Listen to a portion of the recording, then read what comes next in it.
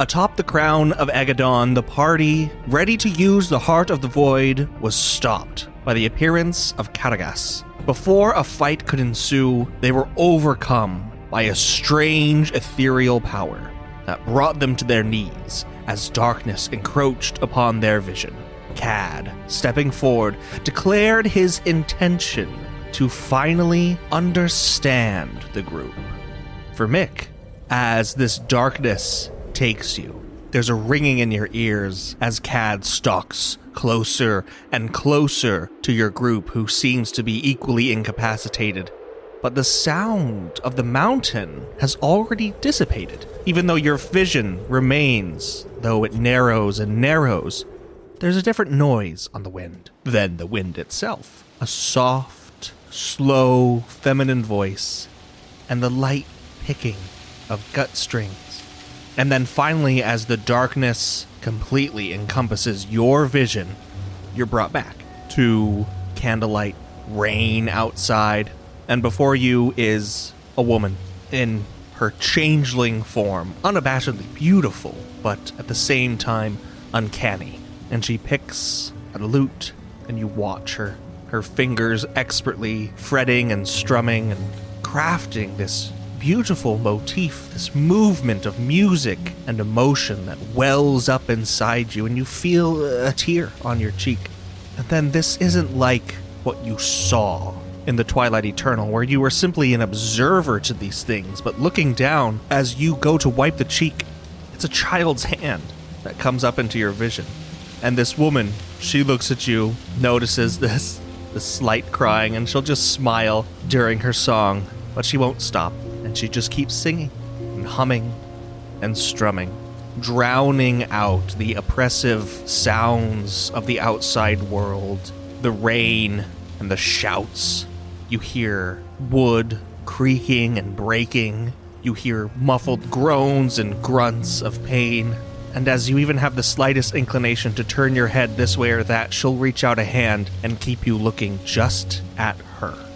You posit you can't be more than 6, maybe 7 years old. This is a memory. Though you're not looking at it with a child's eyes or a child's mind, you are Mick as you were. You remember standing on top of the world and being put under by Cad, and then you're here. No in between. Mick has seen this scene not only once as an observer in the Twilight Eternal, as was mentioned, but has seen the face of his mother over and over and over again as he's tried to sleep. And so this is an all too familiar scene that he's confronted with.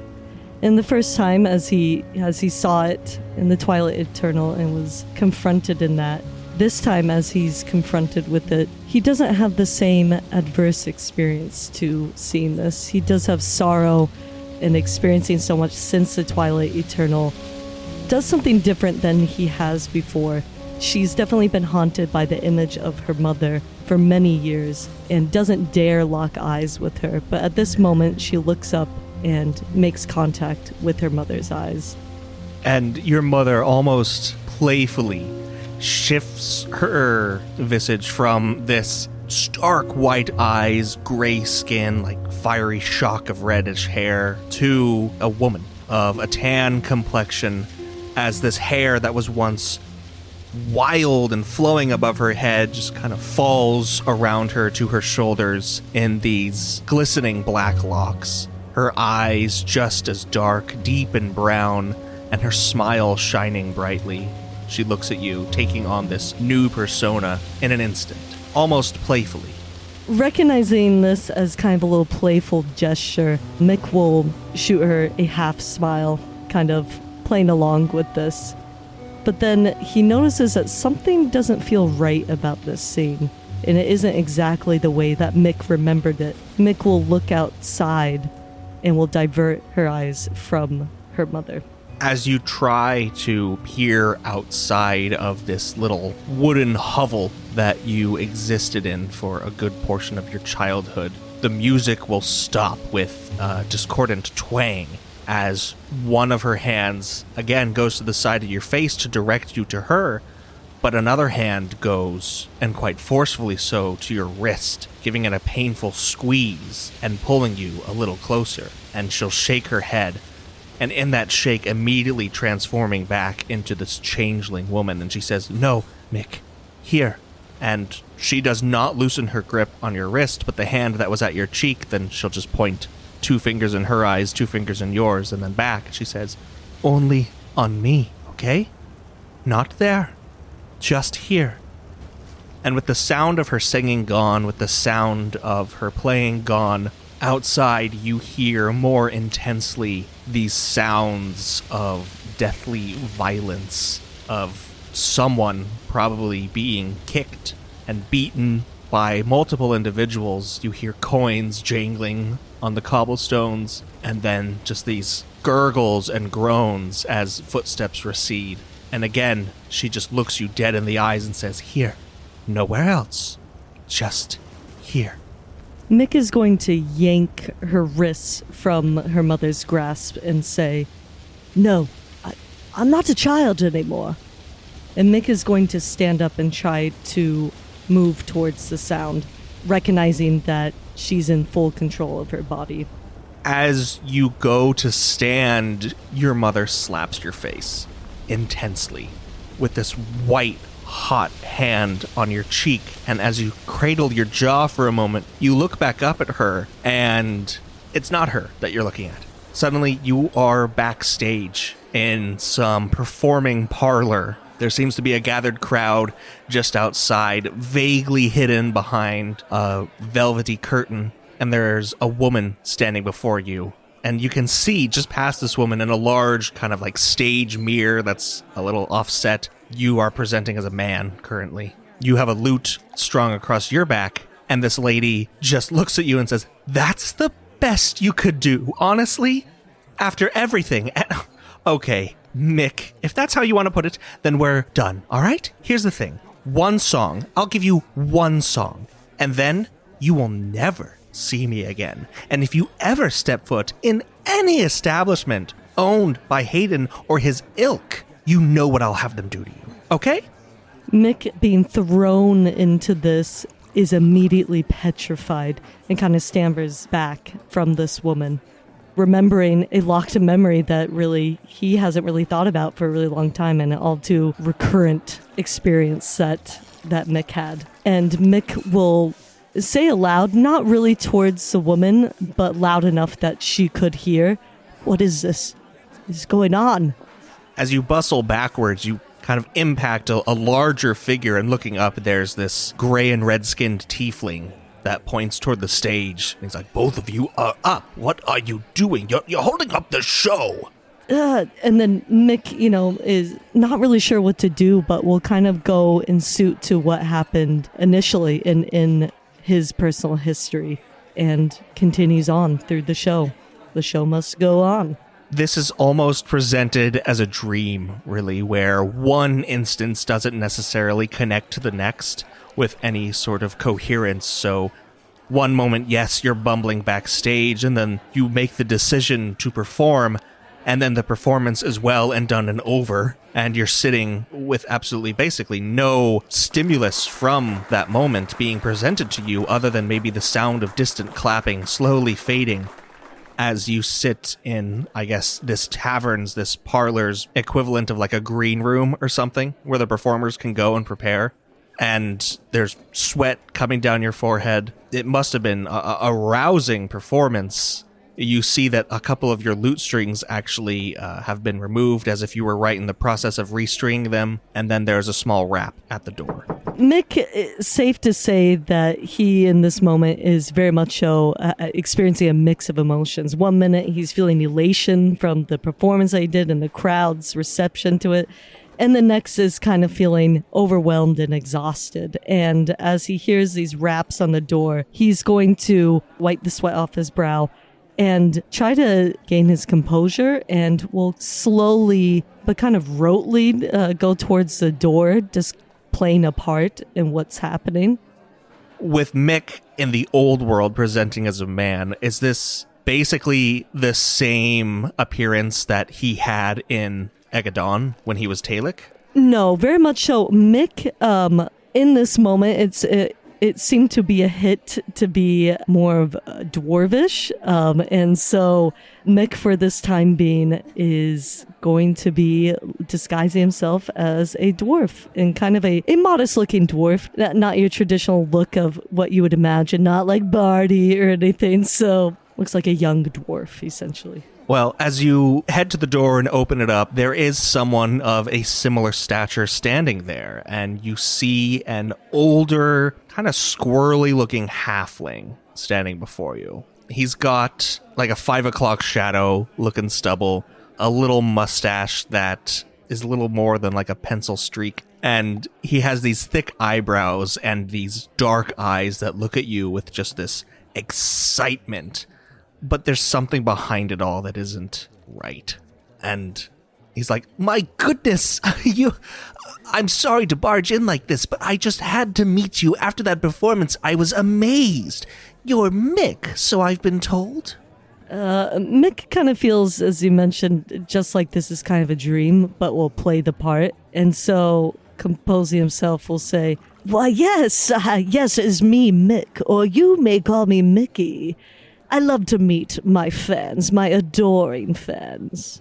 Of course. Would you like me to sign anything? Oh, no. Perhaps, but not exactly in the same vein that you might expect. And now, Chris, all of these instances, the time with your mother, the time backstage, this interaction outside a dressing room of sorts, it's kind of coming, like, these are not fabrications. These are memories that are being drummed up. And so you remember this halfling from the old world and the brief stint that perhaps you were associated with him. And even before the words are coming out of his mouth to announce himself as Kreml Orangehorn, you know that this halfling served briefly as like your manager. However, much to the detriment of your career. Because, come on, have you seen the guy? And he says that, and he holds out his hand for you to shake, and he says, I'm interested really in the business of the whole thing. I think your reputation precedes you. I've heard some ill dealings about some of the proprietors of establishments around here. A Hayden of sort comes to mind. But I think what you have is an image problem. And I think I can help you move past that. Mick takes a second with this, recognizing who it is and what happened preceding this conversation. Gremmel, right? Kreml Orangehorn. Of the lowland Orangehorns. Ah, how lovely. You'd have to excuse me. And Mick is going to try to exercise some autonomy in this and kind of walk away from Kreml, if he can. You would have to, like, push past him. He's kind of occupying the whole door frame here. And his hand is outstretched, like, on the door in that very kind of almost predatory fashion. Like, this is not a good individual. He wants something from you. And he says, look here, I know you are not of the hill folk. You're not of the mountain people either. You may have fooled everyone on this side of the river, but believe you me, that ruse can only go on for so long. I think where a star is born is from the heart, Mickey. And you have it. You have heart. I can see it, even beneath this veneer. I think people want to see the real Mick on stage. You know what I think? I think I need to get out of here. Mick, kind of recognizing that these are just memories, will very condescendingly will push his head out of the way and will push past him. Very, like, faux pas when dealing with the shorter folks. Very much so. It would have been better if he patted him on the head or something. So, would it be better? No, not at all, but it's still... As you do so and then bustle forward, you briefly turn back, and then when you turn around again, you trip. And instead of falling face down, on the floorboards that are in the back of this inn and the little hallways that make up backstage and whatnot, you fall face first into snow, and you realize you're wearing gloves. You have a big coat on that's got a big, like, fur-ish collar and fur around the wrists. And there's this taste in your mouth as you spit, and the snow is just spattered with a little bit of blood. And as you turn onto your back and look standing above you, you seem to be in another sort of backwoods town right on the edge of the forest, a frozen river not too far away, and standing above you is a dragonborn woman, a dwarven man, and then a human woman. And the dragonborn walks up and then offers her hand down to you.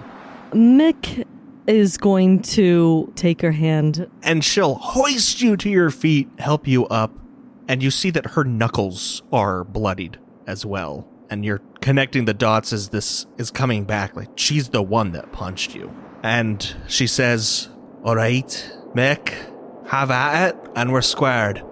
And then she'll just, like, present herself to strike. And Mika is taking on yet another appearance, and this time is an older gentleman, probably mid-40s, maybe early 50s, got some salt and pepper hair and a goatee, looking fly in this wonderful outfit. And Mick is not going to ready himself to punch her, although he does think about it for a second, but instead says, "Zazria, please, I'll get your money. I swear, please. We don't have to resort to violence for this." Zazria drops this pose that she had adopted for you to, like, punching bag her. And she'll just roll her eyes, put her snout in her hand, and be like, "Mick, I don't want your money, okay? Look, I've already come to grips that whatever I've loaned you in the past is well and long gone, okay? I've known you a while, and too well."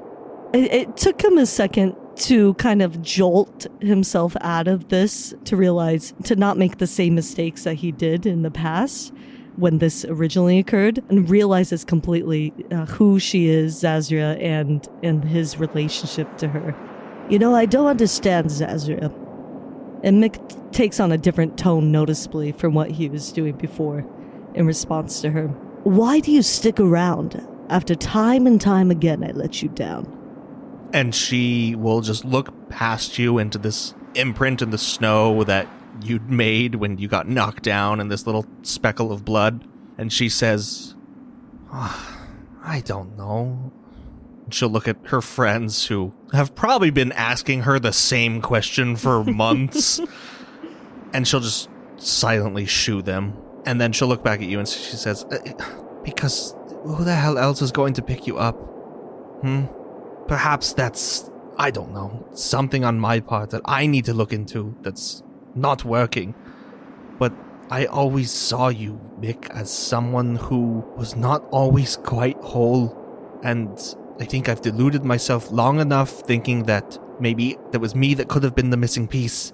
And I've seen over and over that that's not the case. And I can't help you in that way anymore. I thought perhaps that we could have still been friends after everything, but how much you owe me and how much, well, I won't get into details about the trouble that I'm in because of what you've done.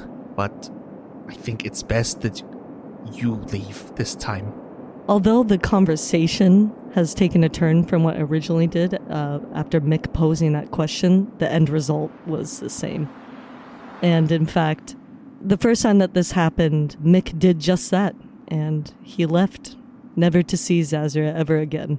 Mick is going to heed the advice, as he originally did, of Zazria, and will turn from her and start to walk away in the snow.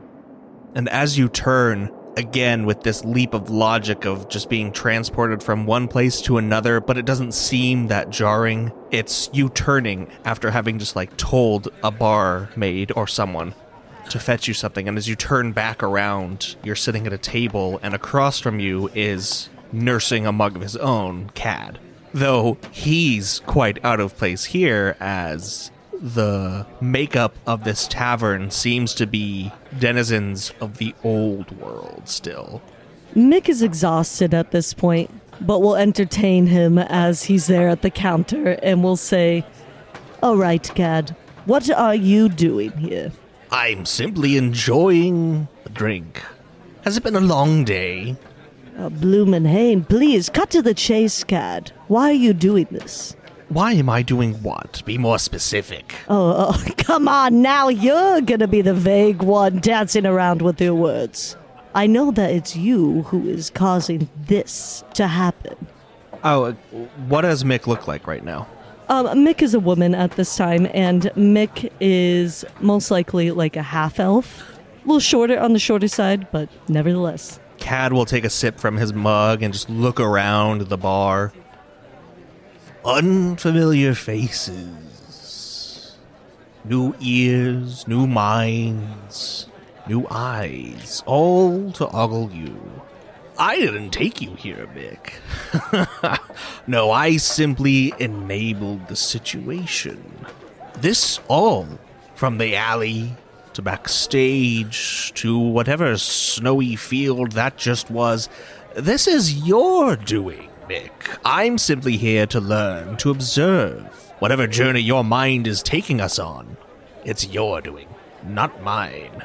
Though what I've garnered so far is you've made some friends and some enemies in your time in the old world, and I must admit, I stayed out of it a lot longer than I did with the others because you are more interesting. You've seen more of the world than Famak did. You're not so narrow-minded as Erlandir in his pursuit of justice or vengeance. Truly, not too shaded differently, one from another those concepts are. However, with you there's something peculiar, yes. Always one to slight, to cheat. Self-destructive, I'd say. But, what do you know? There's always another river to cross, isn't there? And he'll take another sip of his mug. And at that point, a pint of your own is deposited in front of you. And should I take that as a compliment? And Mick will actually take a swig of the pint in front of her.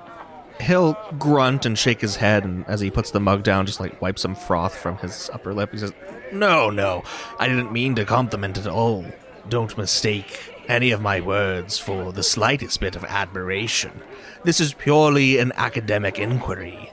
You see, I want to understand what makes you all so insidious. What makes you all so influential to Luna. Because, well, if it weren't for you, I think I would have had what I wanted already. But no, you all came into the mix and messed things up. Well, Cad, and Mick will put down her pint and say, Now that you know a little more about me, tell me about yourself.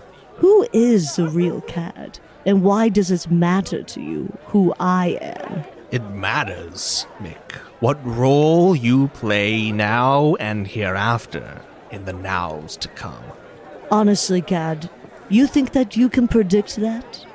He gives a smile as he then lifts his mug to his lips again, and in the brief instance that you glimpse this smile, there's something altogether telling about it. It is just colored with a shade of confidence that could only be gained by someone who has seen and knows so much more than you do. It's, if anything, a little frightening. In fact, why don't you roll insight? I was just about to ask, so 22?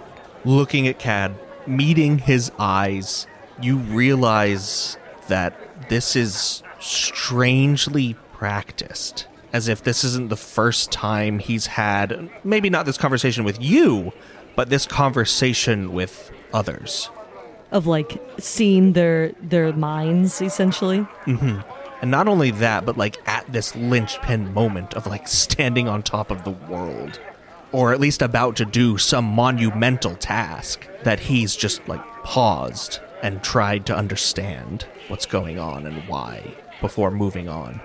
And he notices you noticing. And again, he'll drop his mug and give a little shake of his head and say, No.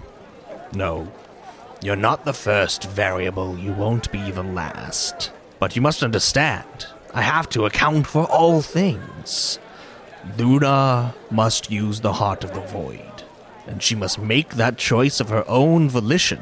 It's been difficult, yes. Prodding her this way and that, but eventually, one time through, she will make that choice.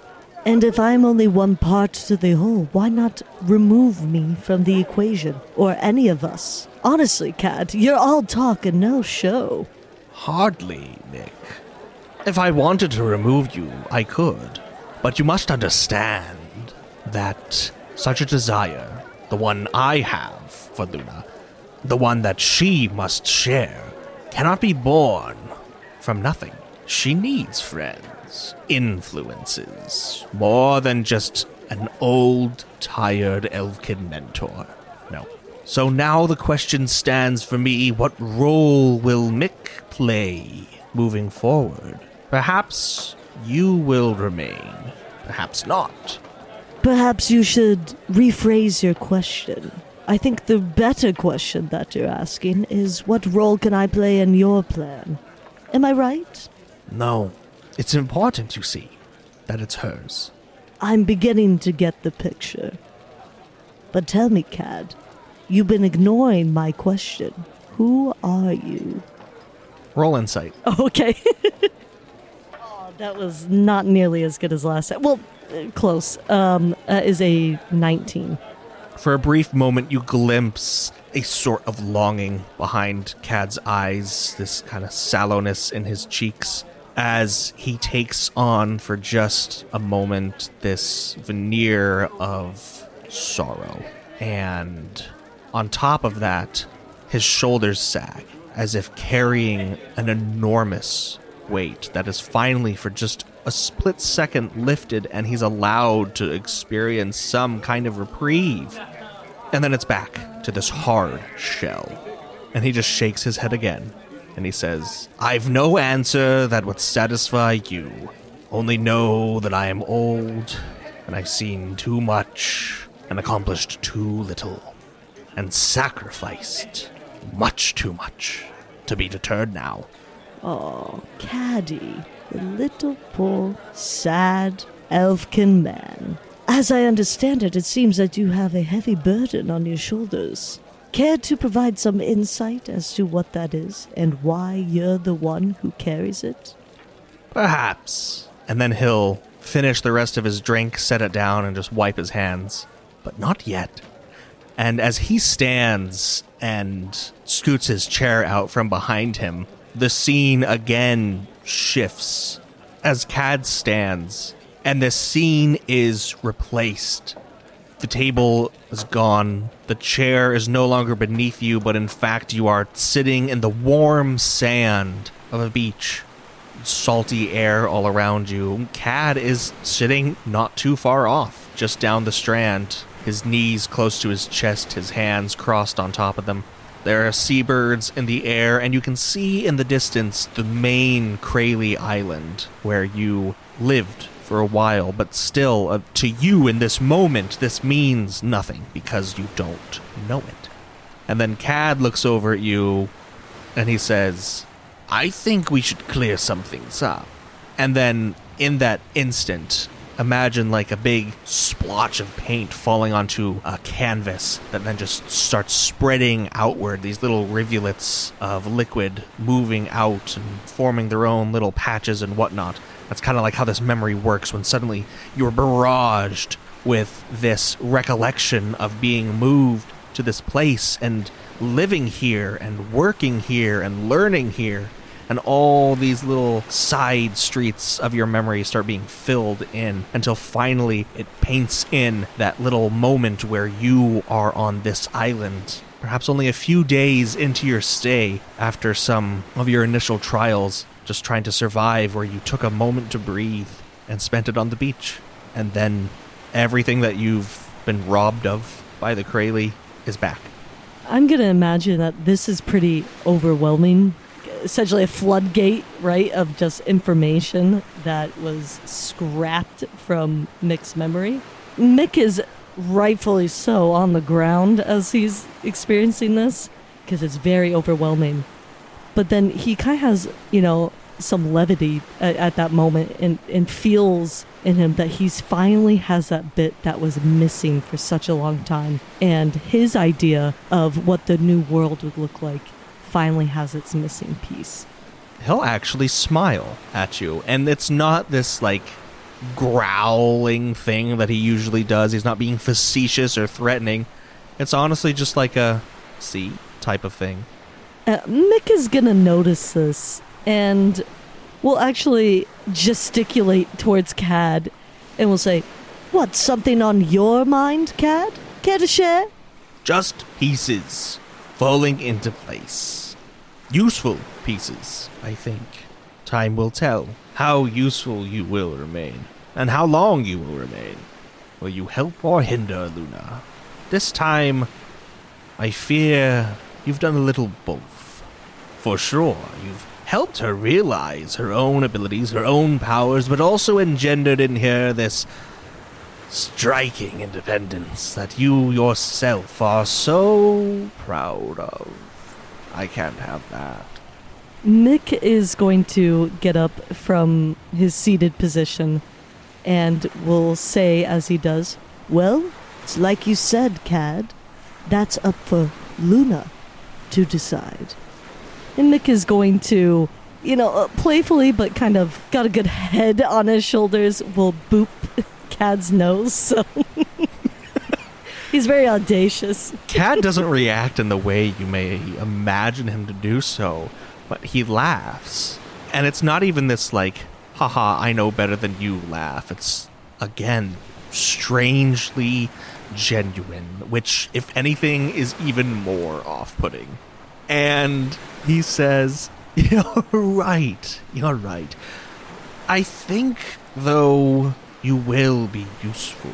I think the next Mick will have to be a little less you.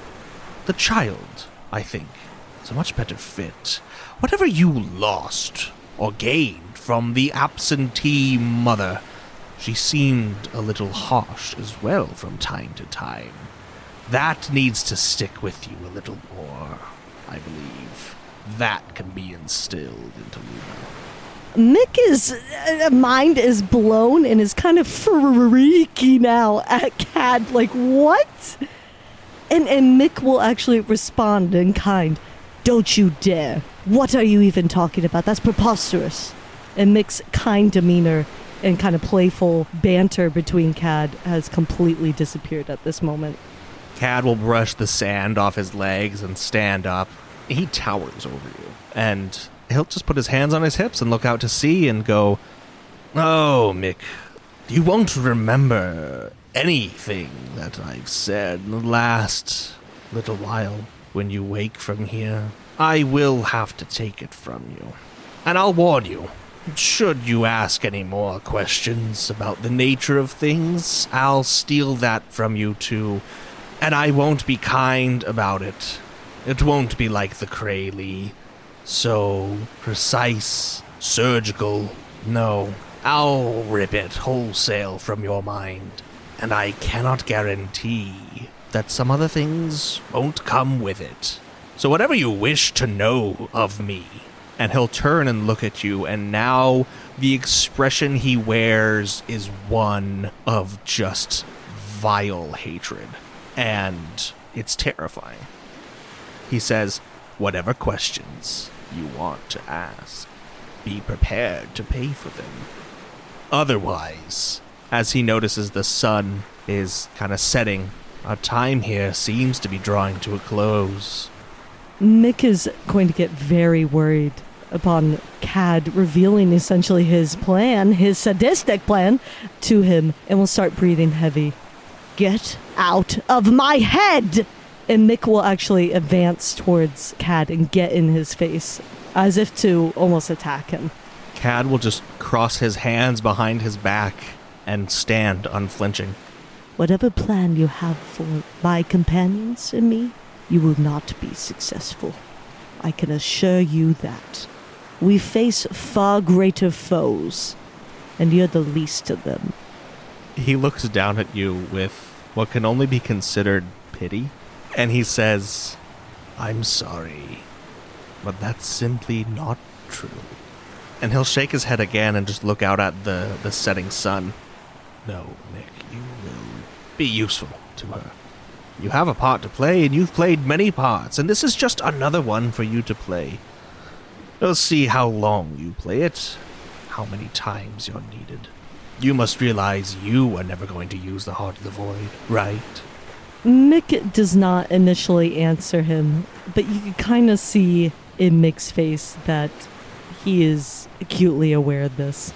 Do you know why that is, Mick? Does it matter, Cad? It does matter why you would never do such a thing. You want to create a world, a better one, for sure. I want to make a perfect one. You cannot envision perfect. You change at a moment's notice, at your every whim, this and that, him and her. What can I say, Cad? It's part of my nature. And I don't fault you for it. You are who you are, unashamedly so, which I think is the best quality that will make you a good companion to Luna. A companion, Cad? Or merely a shade of what we used to be incorporated in Luna's disposition?